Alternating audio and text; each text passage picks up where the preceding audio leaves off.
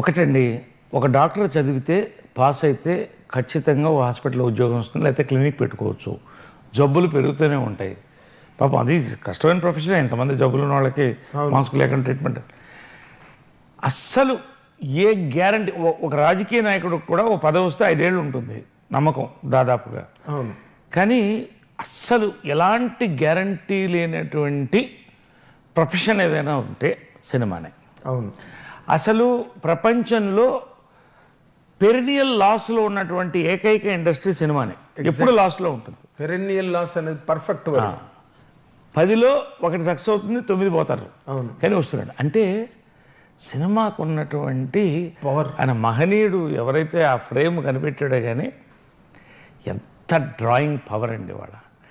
దాన్ని పెట్టుకుని ఎంతమంది ప్రైమ్ మినిస్టర్స్ అయ్యారు, ఎంతమంది ప్రెసిడెంట్లు అయ్యారు, ఎంతమంది చీఫ్ మినిస్టర్లు అయ్యారు, ఎంతమంది మినిస్టర్లు అయ్యారు. గ్రేటెస్ట్ అంటే ప్రతి ఎంటర్టైన్మెంట్ గ్రేటా, కానీ ద గ్రేటెస్ట్ ఎంటర్టైన్మెంట్ ఎవర్ ఇంతవరకు మానవ దీంట్లో. కానీ ఇది ఇప్పుడు వస్తున్న పాయింట్కి చాలామందికి అది కనబడుతుంది గ్లామర్. కోట్లాది మంది యాక్టర్ అవ్వాలనే కోరుకుంటారు, కానీ అందులో వేల మంది సినీ పరిశ్రమలోకి వస్తారు. అంతే, వేల మందే, వేళ్ల మీదే. అవును, వేల మంది లెక్కెట్టచ్చు. చాలా మట్టుకు అందులో కూడా యాక్టర్ అవ్వాలనే వస్తారు. ఎస్. జంజాల గారికి ఒక ఉత్తరం వచ్చిందంట, 2 ఉత్తరాలు వచ్చినాయంట ఒక రాత్రి. ఆయన చెప్పేవాడు నాకు, ఒకటి హీరోగా నీకు, ఆయన నటుడు కూడా మంచి నటుడు, మంచి డైలాగ్ చెప్తాను, కంగ్రాచులేషన్ నువ్వు హీరోగా సెలెక్ట్ చేయబడ్డావు, వచ్చి కనబడని. సేమ్ రోజున విజయవాహిని నుంచి నాగిరెడ్డి గారి నుంచి నువ్వు రైటర్గా సెలెక్ట్ చేయబడ్డావు అని. ఆ రాత్రి నిద్రపోలేదంట ఆయన. మరి 2 అవకాశాలు ఒకేసారి. పొద్దున లేచి ఆ హీరో అనే దాన్ని చించేసి రైటర్కి వెళ్ళిపోయాడు. అంటే చించేసంటే ఇంక వద్దు దాన్ని చూడొద్దని. అదే అంటే నటుడుగా అవడానికి అంత గ్లామరు. వేల మందిలో వస్తారు, వందల సంఖ్యలో సినిమాలో అదర్ క్రాఫ్ట్లోకి వెళ్ళిపోతారు. అవును. ఒక 100-200 మంది 300 మంది ట్రై చేసుకుంటారు.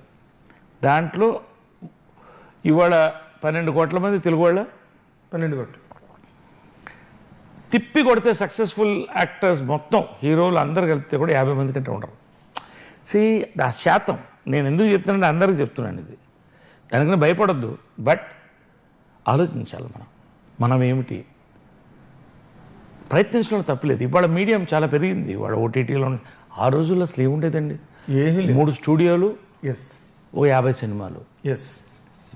సో వాళ్ళు గొప్పండి. రామారావు, నాగేశ్వరరావు, కృష్ణ గారు, శోభన్ బాబు గారు, కృష్ణరాజు గారు, వీళ్ళు అంటే ఆ జనరేషన్ యాక్టర్స్ ఎవరైనా వాళ్ళు స్థాపించారు ఇండస్ట్రీని.